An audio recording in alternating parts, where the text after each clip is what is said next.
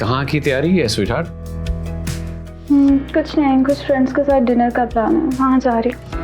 अरे तो मैं घर में अकेला बोर होऊंगा तो मुझे भी साथ ले चलो।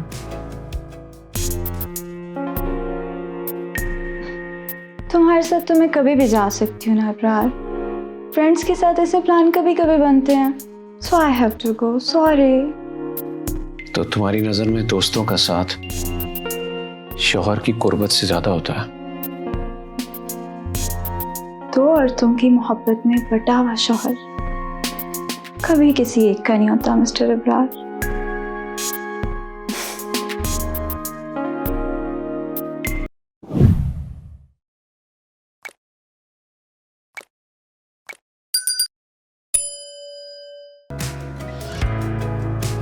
अरे वाह माशाल्लाह, कहाँ की तैयारी है स्वीटहार्ट? कुछ नहीं, कुछ फ्रेंड्स के साथ डिनर का प्लान है, वहाँ जा रही। अरे तो मैं घर में अकेला बोर होऊंगा तो मुझे भी साथ ले चलो।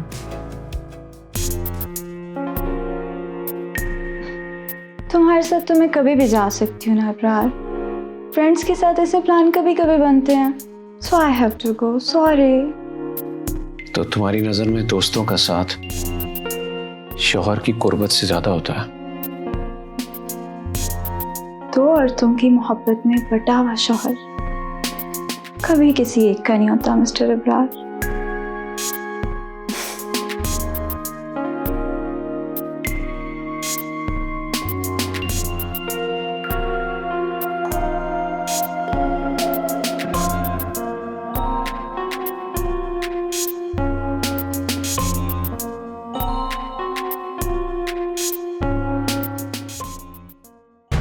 बात सुनो, औरतों की बातों को छोड़ो, अबरार साहब की तरफ चलते हैं, खुद ही चल के बात करते हैं। वैसे बाजी, मेरे ख्याल में ना कोई फायदा नहीं होगा।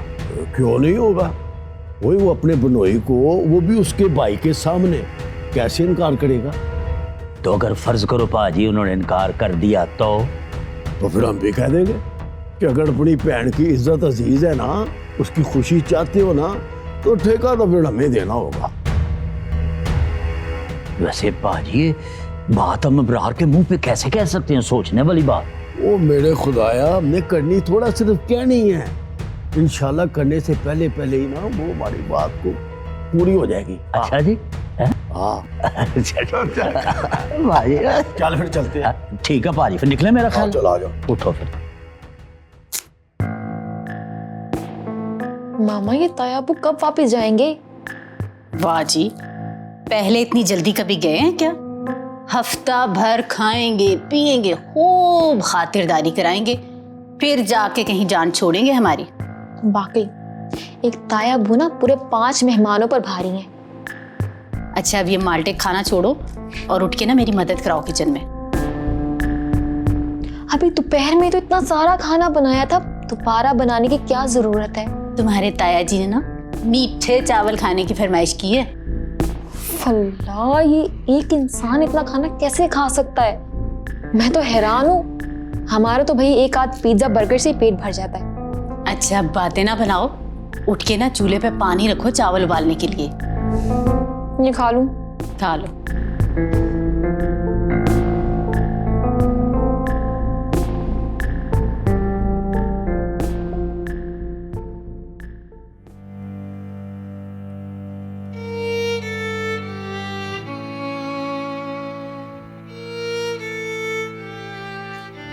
हेलो, अस्सलाम वालेकुम। वालेकुम। आज भूल कर फोन कैसे आ गया तुम्हारा? मुझे तुमसे कोई जरूरी बात करनी है, कब आओगे तुम? आपको मुझसे भी कोई जरूरी बात करना पड़ गई है? कुछ मामला ऐसे हैं जिन्हें निपटाने के लिए मुझे तुम्हारा साथ चाहिए। कौन से मामला? अमल की शादी का मामला। उनकी शादी इतनी जल्दी भी क्या है? इंशाल्लाह हो जाएगी। जल्दी है, मैं जल्द अज जल्द इस फर्ज से सुबुकदोश होना चाहती हूँ। लेकिन क्यों साइमा, वैसी भी क्या जल्दी? ये सारी बातें तुम्हारे आने पर होंगी। ओके ठीक है, चंद रोज में चक्कर लगा, फिर करते हैं बात। खुदा हाफिज।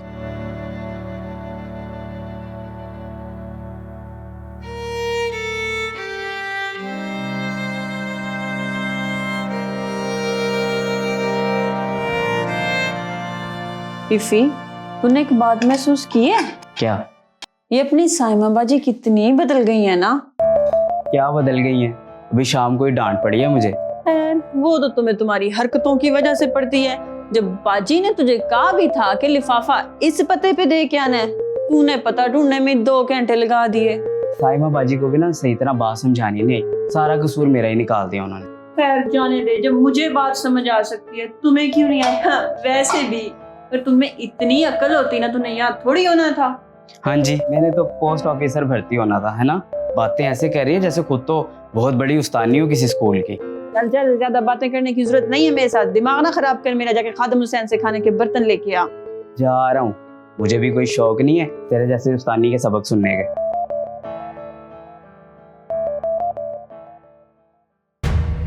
ये कौन गवार लोग हैं? ये इन्हें पता नहीं है कि एटलीस्ट संडे को सुबह सुबह किसी को डिस्टर्ब करने नहीं चले आते। अच्छा, तुम डिस्टर्ब मत हो, मैं देखता हूँ कौन है। तुम सो जाओ। वाह, सही कहा आपने। सुबह सुबह इंटरकॉम बज रहे, कॉल्स आ रही हैं, मतलब मुझे तो कुछ सुनाई नहीं देता ना, मैं कैसे डिस्टर्ब हो सकती हूँ, है ना? आहिस्ता आशा, वो मेरी बहनोई और उनके बड़े भाई हैं, प्लीज यार थोड़ा आहिस्ता। बाहर आवाज जाएगी तो क्या सोचेंगे? जो भी हैं, आई डोंट केयर। तुमने यहाँ उन्हें किसके परमिशन से इनवाइट किया? उफ, मैंने इनवाइट नहीं किया यार। कोई जरूरी काम होगा तो इसलिए आगे होंगे। इसी वजह से मैं आपको मना कर रहा था। अब देख लें कितनी इज्जत अफजाई हुई है हम दोनों की। मैं देख लेता हूँ जाकर। मुझे कुछ नहीं पता मिस्टर इब्राहिम, तुम्हारे पास सिर्फ आधा घंटे, इन्हें यहाँ से चलता करो। अगर मैं तुम्हारे खानदानी घर में नहीं जा सकती तो इन्हें भी कोई परमिशन नहीं है कि मेरे घर में आए। और मुझे क्या पता था कि इसकी बीवी इस तरह इसके सर पर चढ़कर नाच रही होगी। जाकर सुनो मैं उनकी बात। जी प्लीज। रिलैक्स, देखता हूँ मैं, प्लीज।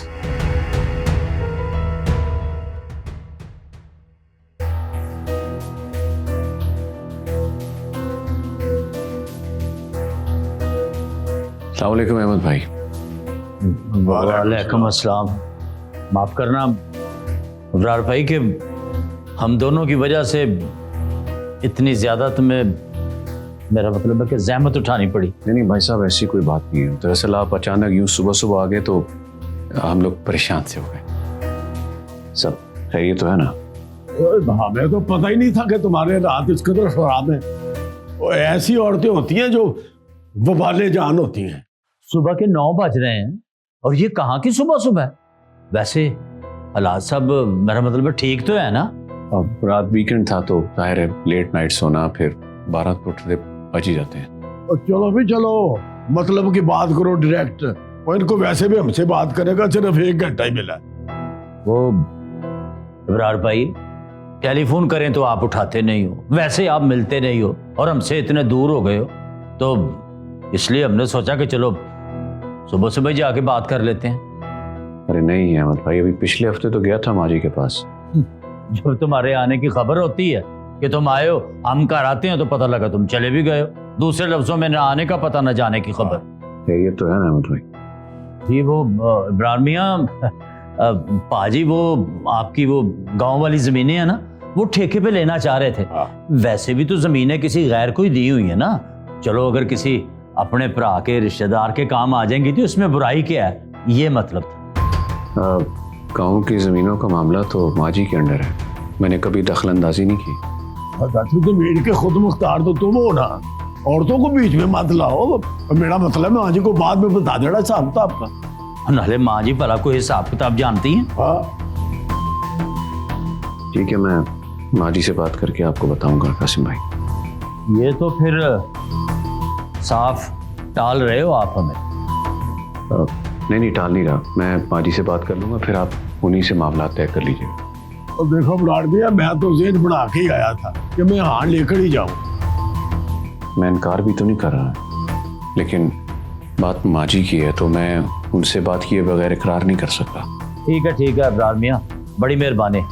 कासिम भाई, मेरा ख्याल है कि अब हमें चलना चाहिए, बड़ी इज्जत अफजाई हो गई है हमारी। चलो आओ मेरे साथ। अरे अहमद भाई मेरी बात तो। आओ भाई, छोड़ो, देख लें, कोई बात।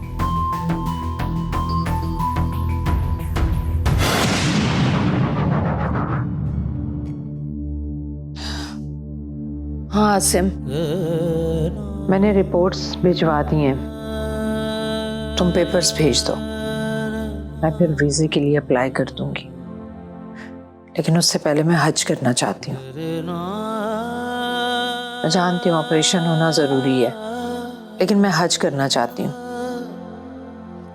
बस 2 महीने की बात है, मैंने अप्लाई कर दी है।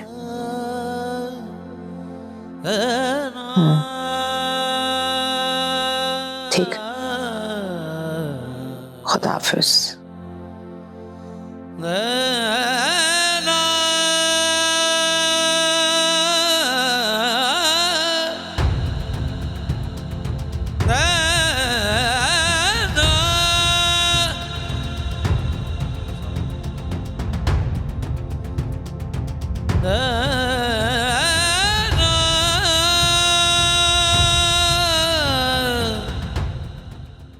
और पाजी मुझे तो पहले ही अंदाजा था कि वहां ये सब कुछ होगा हमारे साथ, इसीलिए तो पाजी मैं आपको मना कर रहा था कि वहां जाकर बात करने का कोई फायदा नहीं, पर आप मेरी माने ही नहीं। ओए, मैं तो सोच भी नहीं सकता था कि कोई मर्द इस कदर भी औरत के नीचे लग सकता है। भैया आखिर हुआ क्या है, मुझे भी तो कुछ बताएं। लो सुन लो, हुआ क्या है। और तुम्हारे भाई और तुम्हारी परजाई ने हम दोनों भराओं की बेइज्जती करके घर से निकाला है। हाँ। आखिर हुआ क्या है लेकिन आपको तो पता था कि वहां के हालात ऐसे ही हैं। ना, फिर भी बंदा कुछ तो लिहाज करता है यार। कम से कम यही देख लेता कि मैं उसका बहनोई अपने बड़े भाई के साथ उसके घर गए, पर उसने तो हमारी टकेगी नहीं छड़ी। और तुझे भी तो गैरत करनी चाहिए ना, तू चुपचाप बेइज्जती सह जाएगा। पाजी फिर आप ही बताए ना मैं वहां क्या करता। मीना, तुम्हें हमारी इतनी बेइज्जती बर्दाश्त हो जाएगी? मैं क्या करूं भाई साहब, इब्रार भाई उस औरत के चक्कर में उलझकर हम सबसे बहुत दूर हो गए। तो फिर इसका ये मतलब तो नहीं है कि उसके बदले हम सब रिश्तेदारों को बेइज्जत किया जाए। और मीना, अब तुम्हें ही अपने शौहर की इज्जत की खातिर कुछ करना है। हाँ, क्या करना होगा अब? और करना क्या है, अपने घर जाओ और जाके बताओ कि तुम्हारे भाई ने तुम्हारे शौहर के साथ और उसके भाई के साथ क्या सलूक किया है। और जब तक वहां से वापस ना आना, जब तो हमसे माफी नहीं मांग लेता।